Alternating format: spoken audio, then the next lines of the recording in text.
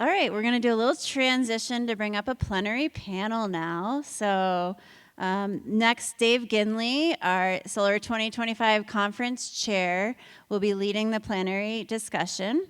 I'd also like to bring up Sharon Collinge, the Director of Arizona Institute for Resilience, and the University of Arizona former and the former CU professor at of the Department of Environmental Studies, as well as Will Toor, Colorado Energy Office Executive Director, to the stage as our panelists. Let's come on up.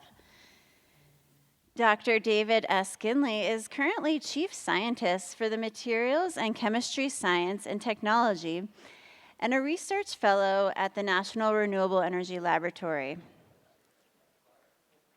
Current work focuses on advancing solar and geothermal energy conversion and storage, specifically in the areas of development and application of new materials by computational materials design, and in the areas of transparent conducting oxides, organic electronic materials, nanomaterials, and the development of process technology for materials and device development, including combinational methods, direct write materials, composite materials, and non-vacuum processing for materials in extreme environments. It's a lot of materials. A key focus is looking into how to significantly reduce the cost of renewable generation energy through novel devices and processing. He has over 400 publications and 40 patents. Dave has served on the ASES Board of Directors since 2020. Please welcome Chair of the Solar 2025 Conference, Dave Ginley.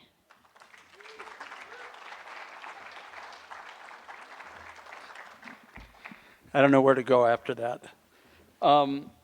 So first of all, I'd like to welcome everybody to the conference. It's nice to see so many friends, so many optimists. I think we have a really good conference. The conference committee, to large part thanks to Paulette, has really put together a really good program. I think it addresses a lot of the critical issues that we're going to face in the next few years. And it talks about the evolution of solar, not per se the panels themselves, but how they can be applied in agri-photovoltaics, in building photovoltaics, in a much broader sense than they currently are.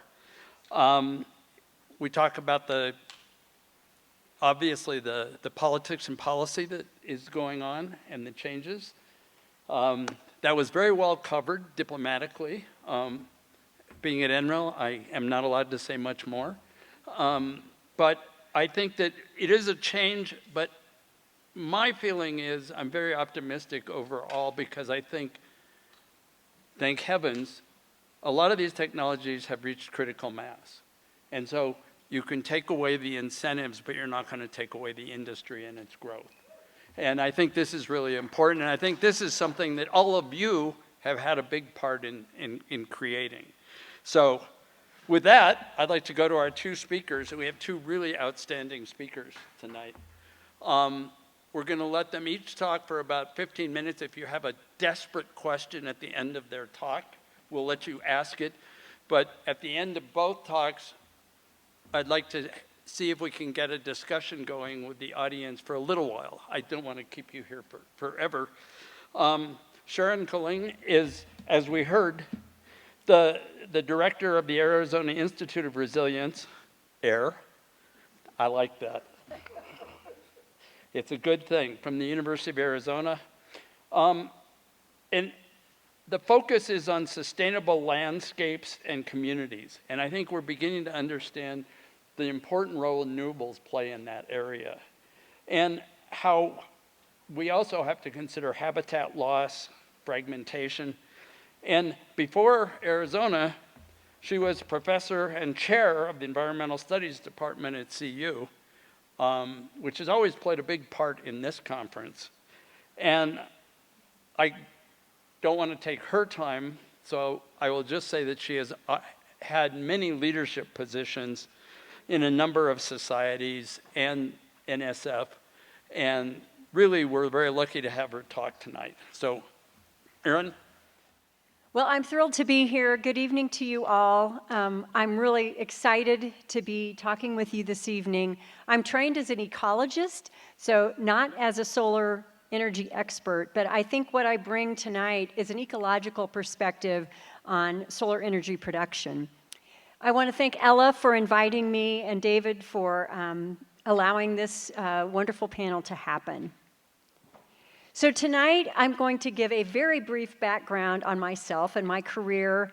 I'll spend most of my time talking about agrivoltaics, which I'm guessing most of you are quite familiar with, drawing on the research of people at the University of Arizona. I'll briefly talk about other voltaics, and then lastly, just briefly mention an effort by the Nature Conservancy called Site It Right, that is really providing guidance on how to site renewable energy in the context of conservation. So just a brief background, I grew up in Kansas, and I was an undergraduate biology major at Kansas State University. Thought I might be pre-med, but I quickly changed my mind after taking an ecology class and learning about the complex interactions of plants and animals in their environments. I went on to do field research with graduate students and professors at Kansas State and just loved being out in the field, and ended up getting my master's degree in biology through the University of Nebraska. But I did all my thesis research at the Rocky Mountain Biological Laboratory, which is in Gothic, Colorado. You can see that on the upper right, a beautiful place just north of Crested Butte. The photo on the bottom is the Konza Prairie. It's tall grass prairie in eastern Kansas, which is also an amazing landscape.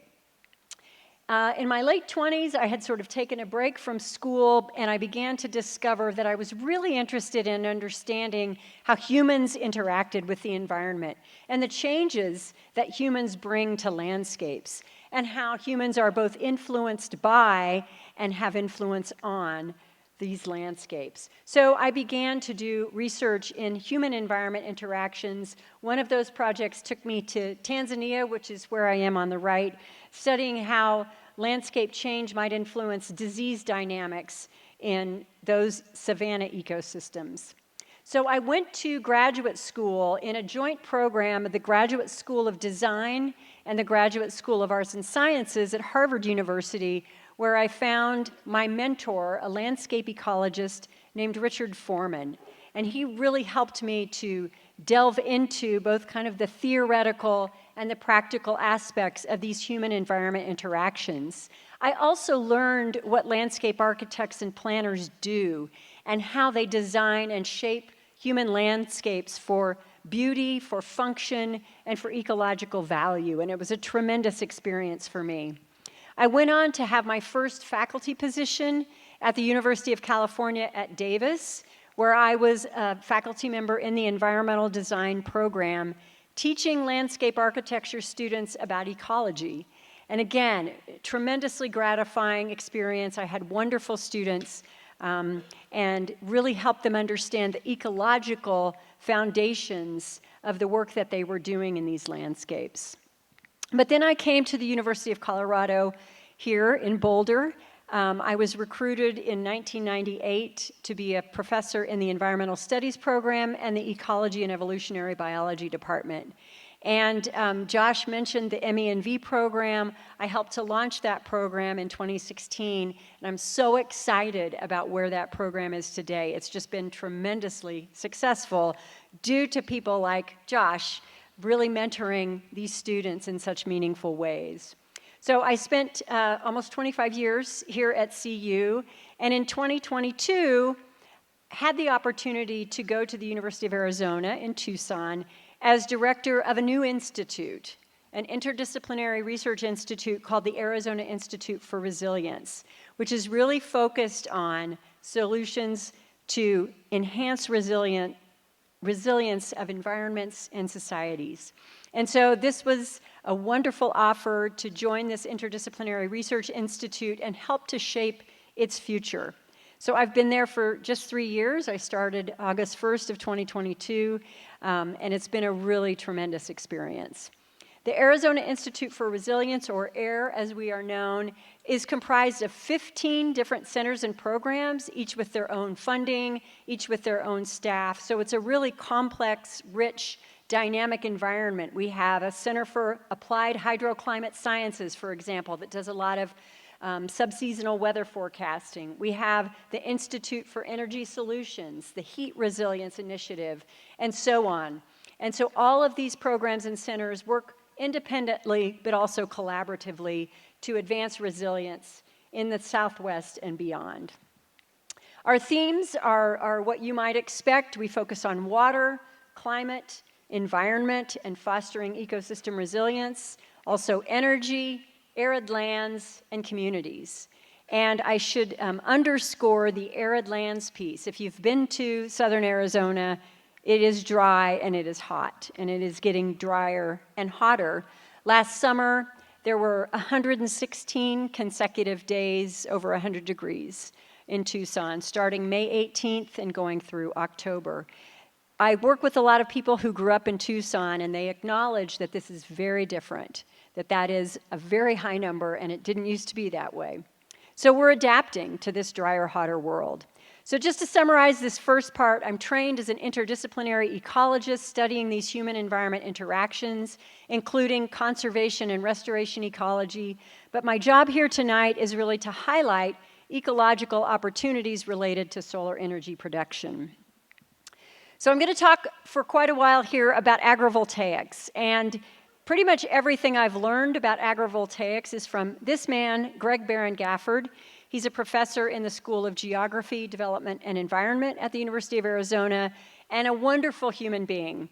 He has a tremendous amount of energy and good humor, is a wonderful person to work with. So agrivoltaics, as you no doubt know, is the concept of co-locating agriculture and photovoltaics. And so Greg started down this path in about 2016. He's actually came to this work as a plant ecologist and a plant ecophysiologist, trying to figure out how plants survive in really hot, dry environments, and how do they use water in these incredibly hot conditions. So he started doing experiments with plants under different conditions, and it really led him to this work on agrivoltaics. You may have heard of Biosphere 2. It was sort of a quirky investment by a billionaire back in the 1980s and early 90s to build a structure where people could live as if they were living on a different planet.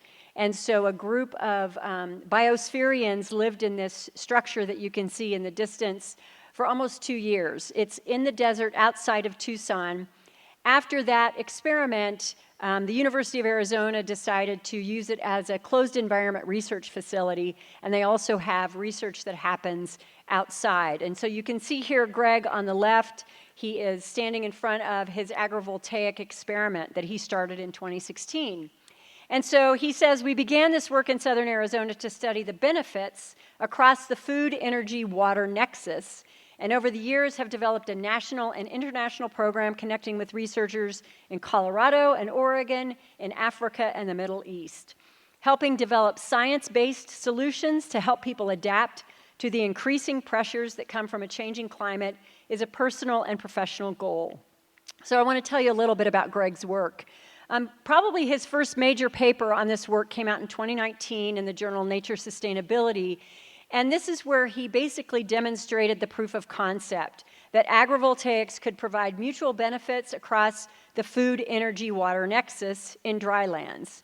And so this abstract talks about how shading by the photovoltaic panels provides multiple additive and synergistic benefits, including reduced plant drought stress, greater food production, and reduced PV panel heat stress. So I'm going to talk just briefly about those results. I have them in graphs on the right side of these slides and in words on the left side. But the data are pretty convincing. So in terms of microclimate, the agrivoltaic installation relative to his nearby traditional agricultural settings, uncovered by the photovoltaics, Significantly reduce the air temperature, which you might expect because there's shade created. Significantly reduced direct sunlight, again, obvious because of the shade of the panels, and reduced atmospheric demand for water.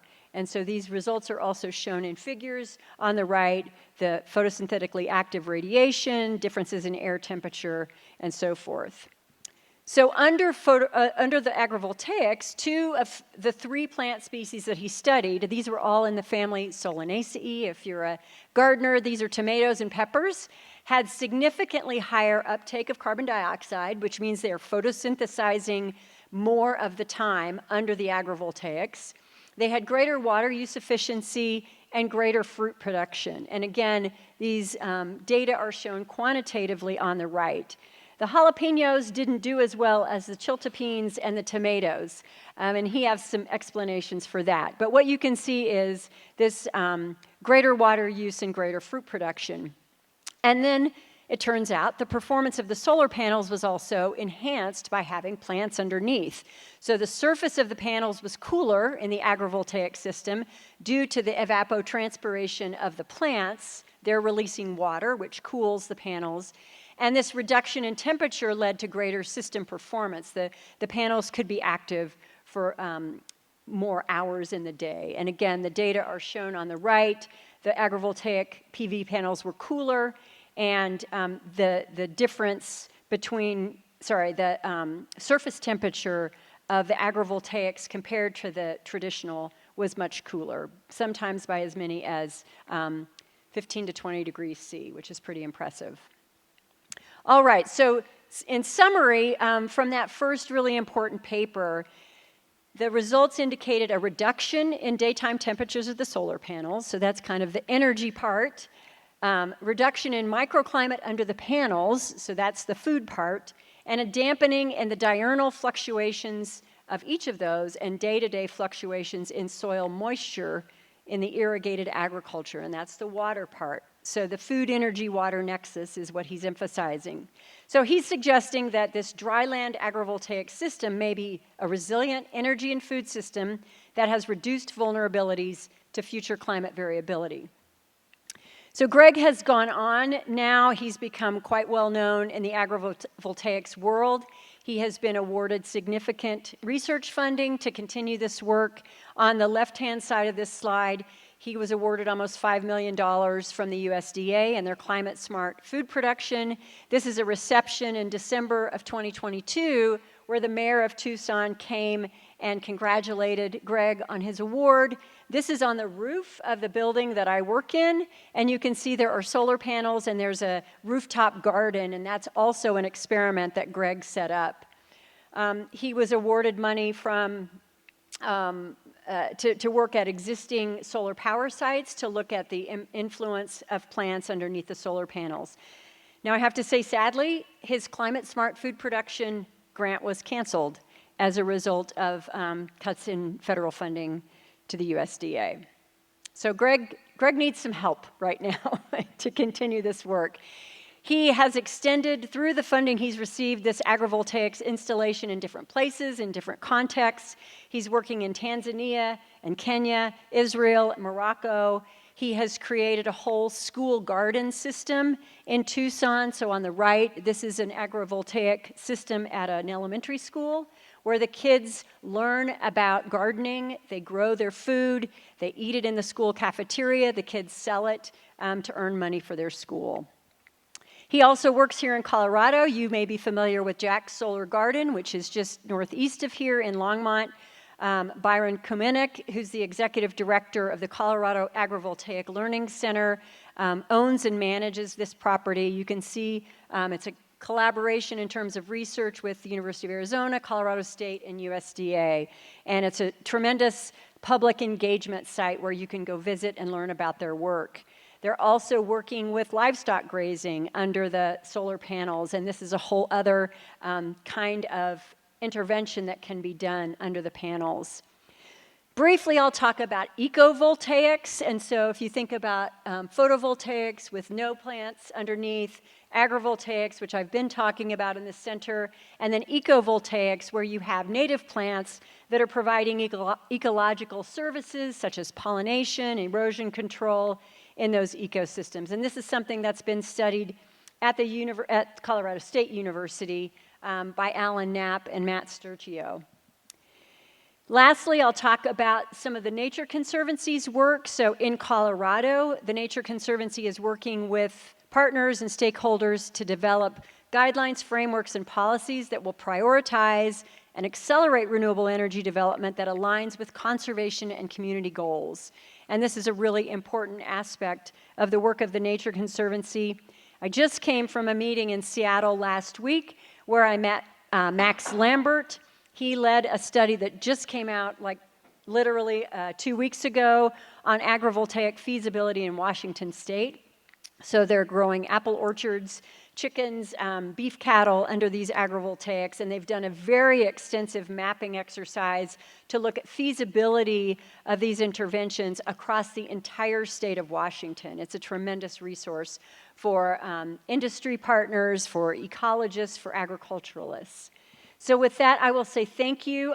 This is the elementary school and the school garden in Tucson that Greg has helped to start. Thank you for your attention, and happy to answer questions afterwards.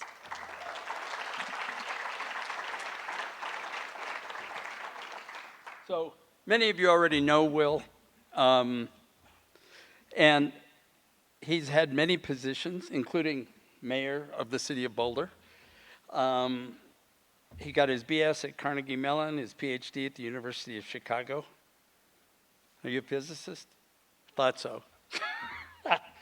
And he joined the Colorado Energy Office in 2019 as its director. And I think his work there has been extremely important in helping Colorado not only develop energy policy, but survivable energy policy, a plan that will allow the state to continue on irrespective of what happens at the federal level, which I think is really important, that responsibility is going to increasingly fall to states and communities. So one of the key goals is to implement a greenhouse gas roadmap, which ultimately is designed to achieve zero emissions by 2050. Which I think we now believe is possible, but Will's going to convince us of that fact. So I don't want to go on anymore. He's got an incredibly wonderful resume, but I think what's key is he's going to tell you a little bit of the perspective. We've heard Boulder's perspective. He's going to show you the state perspective. I think that's really going to help us define where opportunity space really is. Thank you. Will.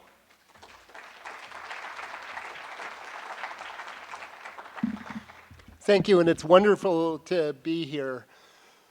You know, when I think about energy policy and climate policy in Colorado, solar energy is just so central to it that to be able to be here with all of you tonight talking about the solar energy is just, you know, very, very exciting. So I'm going to take just a few minutes to talk about sort of the overall approach that the state is taking to meet our greenhouse gas goals, and then hone in on the electricity sector, talking both about sort of our current policy environment and sort of where we're seeing utilities headed, and then some of the issues that we see looking into the future, which are a little bit different than they were 6 months ago. So when I started this job, I started in January of 2019. Jared Polis had just been elected governor on a platform of 100% renewable energy by 2040. We had just had sort of a change in the state legislature, which meant that the state legislature was really very much aligned behind that goal, and there was sort of deep thirst for climate action at the state level. So we very quickly had legislation passed that set climate targets for the state. We had an economy-wide goal of cutting greenhouse emissions by half by 2030 from a 2005 baseline, and at that time a 90% reduction by 2050, later change to net zero by 2050. And we had a number of sector-specific policies that were moving forward also, but fundamentally, we really didn't know how the heck we were going to reach the goals that we had just set. And so that was kind of my job, was a governor tasked the Energy Office with coordinating kind of a multi-agency effort, working with stakeholders from across the state and from academia and from industry to develop our greenhouse gas roadmap, which was really the action plan for how are we going to achieve those targets. It's very much focused on the 2030 targets. Not that we don't have our eyes on 2050, but it's really easy to set targets that are 25 or 30 years out that none of us are going to actually be accountable for.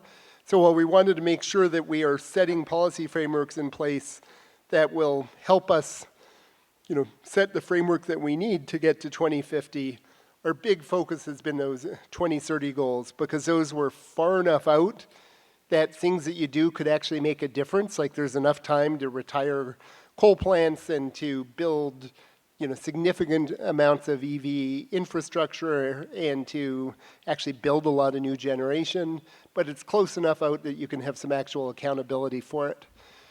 As we started to sort of look at what we could do, it became clear that there are really 5 or 6 major sources of emissions in the state, that it was really about electricity generation, transportation, fuel use in buildings, emissions from industrial and manufacturing, methane emissions from our oil and gas industry, and agriculture.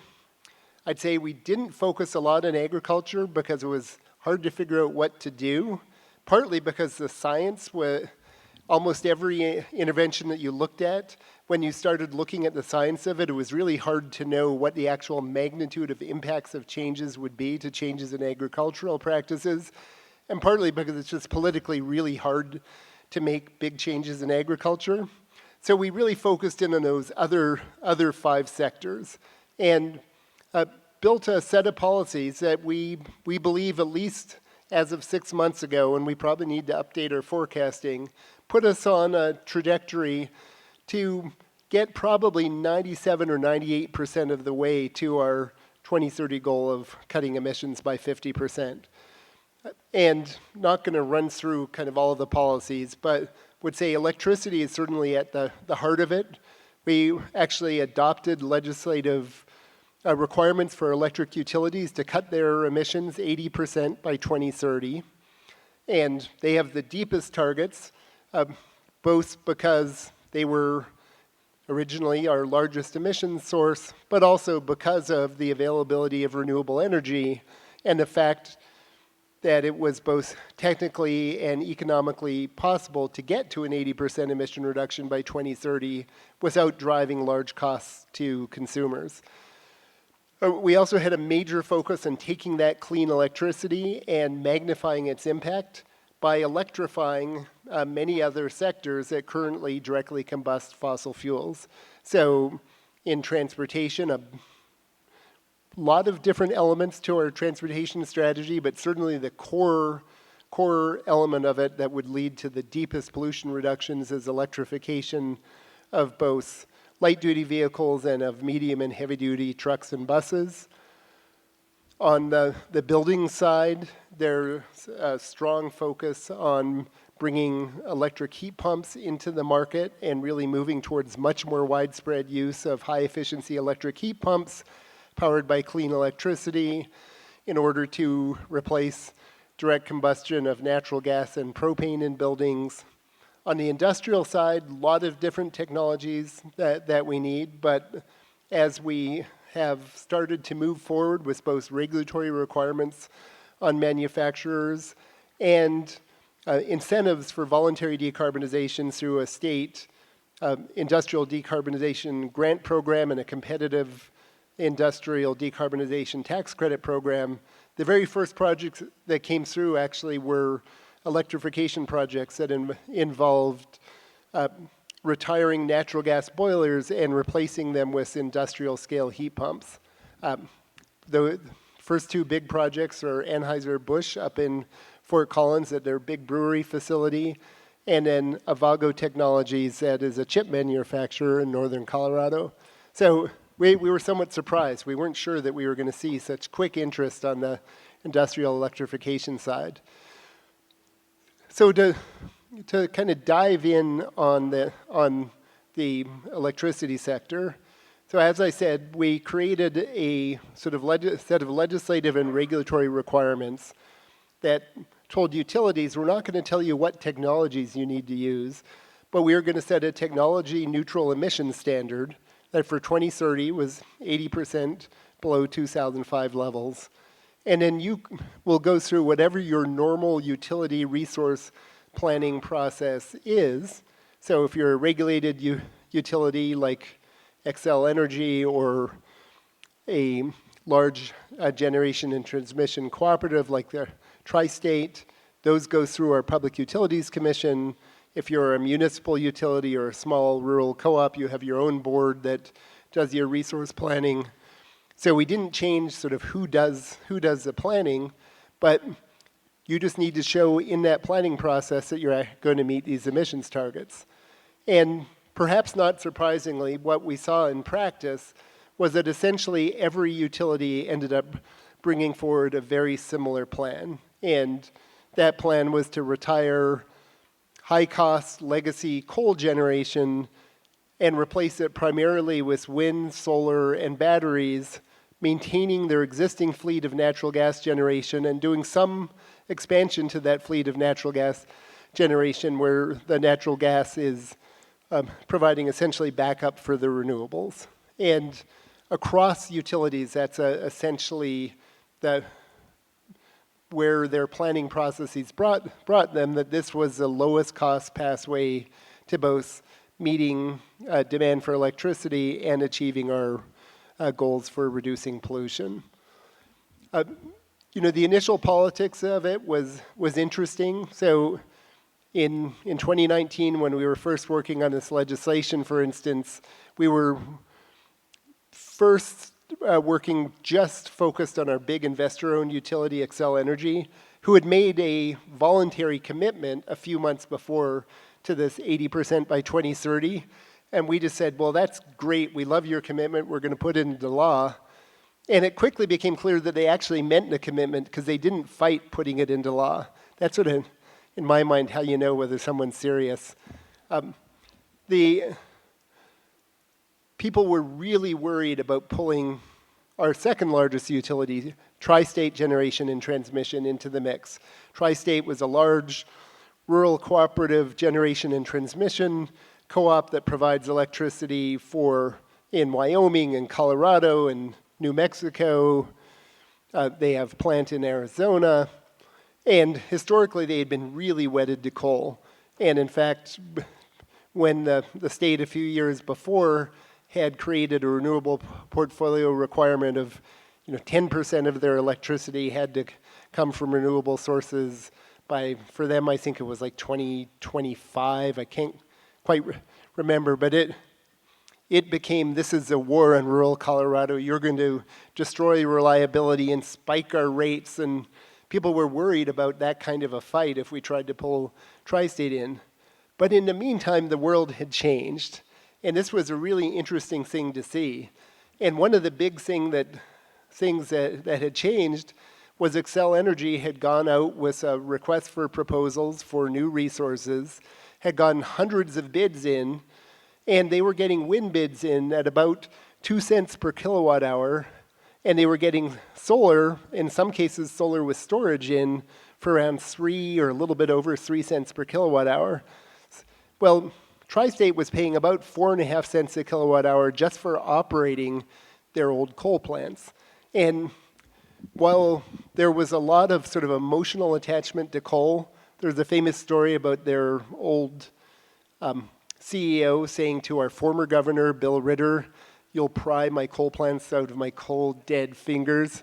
As it turned out, it didn't require that. It only required him being replaced by a new CEO, which was a much better outcome. But essentially, their members sort of looked at it and were like, yeah, we kind of like coal, but 4.5 cents, 2 cents, we like lower rates more than we like coal. And within a couple of months of Governor Polis coming into office, the Board of Tri-State had made a leadership change and brought in a new CEO who, rather than sort of framing this as a war on rural Colorado, his response to the passage of the legislation, setting the 80% target and pulling Tri-State into the PUC process, was a tweet thanking the governor for working with them on crafting the legislation. It was just a remarkable change to see over a very short time period. And since then, we have been, working with all of our utilities. As of January, we were in a position where the utilities that represent about 99% of the fossil generation in the state had adopted electric resource plans that collectively would get them to about an 87% pollution reduction by 2030. Since then, there have been some hiccups, and certainly, we all know about the sort of remarkable change in federal policy here, and that has definitely created some headwinds. We still think that we are going to slightly overachieve on that 80% goal. We don't think we're necessarily going to get to 87%, but we do think we're going to, across utilities, hit that 80% goal. We do have one municipal utility that is talking about maybe not being able to meet it, although in their case, they also had a leadership change where a very progressive CEO was replaced by a different leader, and it's hard to know what is related to leadership changes and what's related to the sort of changes on the ground with federal policy. But by and large, we're still on track for that 2030 goal. We are very worried about the cost impact of recent federal actions. As we have looked at it, we still believe that wind and solar are the most economic resources for new generation in the state, even without the investment tax credit and the production tax credit.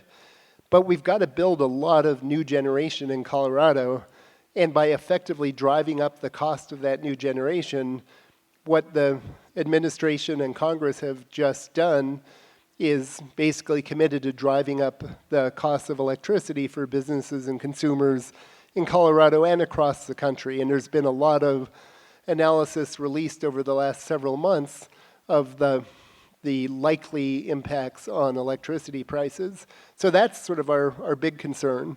One of the actions that we are taking is trying to accelerate the build out of wind and solar projects in Colorado that are eligible for the investment and production tax credits, and essentially try to get them under construction in time that they will have safe harbor and be able to receive those tax credits. So 3 days ago, Friday morning, Governor Polis held a press conference in which he released a letter directing state agencies to prioritize permitting for wind and solar projects. So our Department of Natural Resources and our State Historic Society and other entities involved in permitting, essentially any projects that would be eligible for those tax credits move to the front of the line for action on permitting.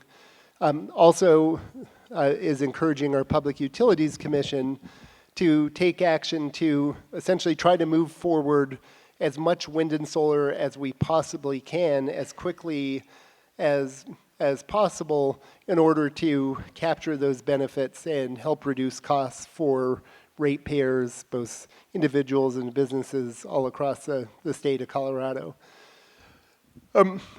We are also right now in the process of developing our sort of legislative agenda for the 2026 legislative session. And one major priority that we are out in stakeholding on right now is setting our post-2030 clean energy planning framework. As I said, right now it's focus on 80% emission reduction by 2030, and we have aspirational language in our current legislation around zero emission electricity system by 2050, but there's not really a structure post 2030. And so lots of work to do on developing that structure. I think the basic framework that we're looking at is likely to continue to be a technology neutral emission standard that will likely be focused on pushing electric utilities to get as close to zero emissions as they can by 2040, while maintaining a reliable electric system and maintaining affordability. We did some modeling that slightly out of date because it was before the new administration, but that incorporated, the economics as we understood them a year ago, that looked at what is the lowest cost way to meet projected 2040 electric demand. Our electric demand, after years of being flat, is increasing fairly significantly, largely due to vehicle electrification, building electrification, industrial electrification, electrification of natural gas processing in Colorado, going from things like natural gas fueled compressors to electric compressors, as well as potentially significant data center development, although lots of uncertainty as to how much of that is real. We think that we see the same data centers talking to 6 different utilities, and so it's really hard to parse through how much load is really coming there. But we projected about a 40 to 50% higher electric demand in 2040 than in 2025. And when we asked the question, just what's the lowest cost way to meet that demand, what the modeling came back and said was that just trying to minimize costs would probably get us somewhere north of 95% pollution reduction, because you would add so much wind, solar, and batteries to the system. You would also add some natural gas generation in order to maintain reliability. But because the wind and solar and batteries are essentially free to operate once you've built them and the gas isn't, you would use the gas less and less and less. So you needed to have it there for capacity.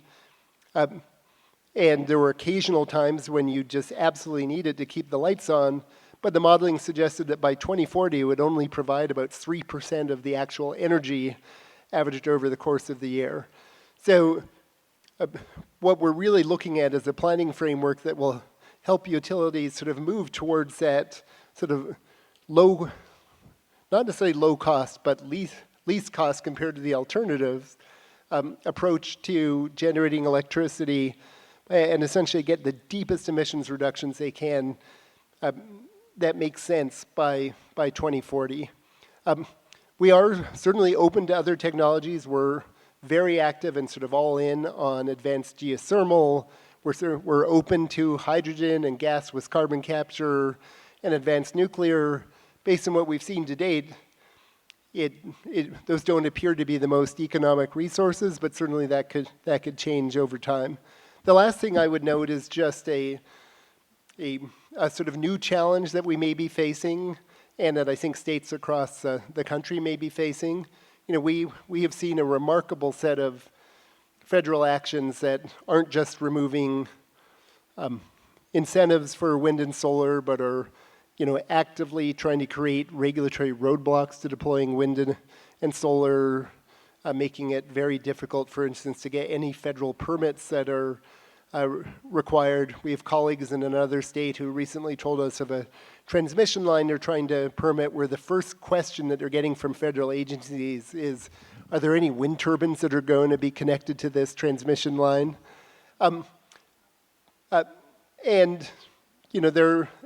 But we all know that there's been a lot of litigation pushing back against federal overreach over the last several months. I've never spent so much of my life helping attorneys file lawsuits and writing declarations for lawsuits. So far, we've won every one. So we have $650 million turned back on. But we're pretty worried about, recent report from the DOE that purports to show that because there's too much wind and solar in the system, and we're going to be building so much AI, and we're retiring all of these coal plants, we're going to tank the reliability of the electric grid, and there's going to be 100 times more blackouts by 2030. The report itself sort of reads a little bit like a high school senior project. Like that, it is not a impressive piece of work. It's essentially sort of like a toy model, spreadsheet model of the electric system for the entire country that just makes every assumption that you could make to make reliability worse, like assuming twice as many fossil retirements as have actually been approved in the States, and assuming that there is no new generation built after 2026 anywhere in the country. I mean, this was not a serious piece of work, but it is pursuant to an executive order from President Trump as part of an assertion of an energy emergency, and they are saying that they are going to use this to order utilities and states across the country to keep retiring fossil generation open and potentially even try to force people to reopen closed coal plants. Not actually possible in most cases, but that's sort of the next thing that we think we're going to need to fight back against in order, again, not just to achieve our climate goals, but to try to have some sort of rational protection of ratepayers across our state and across all of the country. And with that, I will shut up, but happy to be part of the discussion. Well, I would say that if the environment and energy don't cause you to get some questions, we all have problems. So we have microphones, one there, and there should be one elsewhere, but I can't see through the lights. Oh, just one. So please hold, there's a question over there. Hi, my name is Peter Vandermersch, and I've been involved with solar for umpteen years, but one of the big concerns that I think we all share is transmission lines to bring all that wonderful solar wind back to the places where they're actually needed. So any thoughts, Will, on how that's going to happen here in Colorado? So yeah, it's a huge challenge. I mean, building transmission in this country is very difficult.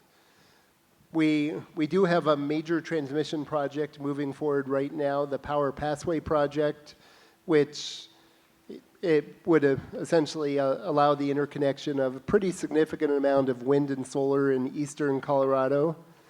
There are permitting challenges because the way that we do this, every individual county has to permit the section of line that comes through their county. And we've actually recently had a couple of counties that have denied the permits that are needed. It was actually announced today that Xcel Energy is filing suit in district court to try to overturn the denial in one of those counties. But as we look at it, this is an area where we think there may be some need for sort of additional work at the state level to assure that we've got a reasonable approach to permitting transmission. And then there's sort of even bigger issues as we start looking at the need for interregional transmission. And you know, this is one place where there's maybe some hope of action in a positive way at the federal level right now, because there's a lot of interest in federal permitting reform. To some people, that's, you know, not focused on transmission and renewables, but this is something that they would need to get through the Senate so in regular order, so it requires 60 votes. So it actually would require bipartisan agreement in order to move a permitting reform package forward. And there's a lot of good ideas out there for what could be done at the federal level to improve the ability to build interregional transmission. Our Senator Hickenlooper was very involved in an effort in the last Senate called the WIRES Act, and I think a lot of those elements potentially could end up in a bipartisan permitting reform bill. Hi, I'm Philippe Pontbriand with Ørsted. Question for Will. We have projects that we're hoping to bring online by 2028, 2029. struggling with the ITC, figuring out, waiting for the IRS, the DOI memo, everything. Just want to understand a little bit better what kind of leverage you have in terms of accelerating the permitting of wind and solar, large scale. More specifically, when you think about the permitting, it's at the county level, mostly even for infrastructure project like wind and solar. So if you could help me understand a little bit better how you're planning or thinking on supporting those projects and shaping the legislation to help us, frankly, help you meet your goals. Yeah, no, it's a great question. And 2 years ago, our legislature passed a bill on renewable energy permitting. It was basically a study bill. There had been talk of a much more comprehensive reform bill, but there was not enough agreement. There was essentially disagreement between renewable energy developers, the environmental community, and counties about what this should look like. And you needed to get at least 2 of the 3 to agree in order to pass something. And so what ended up moving forward was a bill that provides some technical resources and assistance to local governments, and then directed our office and our State Department of Natural Resources to do a study of permitting and of potential options for improving permitting in Colorado. The draft of that study was released this morning for public comment and is out through the months of August, and we will then be completing it in September. And after that, we'll consider whether there are legislative recommendations for 2026. So the governor's order on Friday was really focused on assuring that the state government isn't getting in the way and that we're accelerating everything we can do at the state level on permitting. But there is a lot of power at the county level on permitting right now. There is an ability to, 2 things that I would note. There is current state statute that I'm not sure is widely used that requires local governments to make decisions in a timely fashion. So statute actually says that within 120 days of a preliminary application or 90 days of a completed application, they need to make a decision, and that if they don't, the project is deemed approved. It's not clear that that has been effective or has ever really been used, but so interesting to think about whether there's ways of making that more effective. There's also a current statute that allows projects, if they are part of a utility plan, so if it's an IPP project that is not connected to a utility plan, it is not covered by this. But if you were part of a utility electric resource plan, there is language that allows a project denial to be appealed to our Public Utilities Commission. Bruce Hahn, Corrales, New Mexico. Regarding Greg Barron Gafford's proposal, or not proposal, but project that was canceled, what reasons were given? Was it that this just is not consistent with the administration's priorities or something else? My understanding is that the Climate Smart Agriculture program was canceled within the USDA. And so his grant was from the Climate Smart Agriculture program. It's about climate.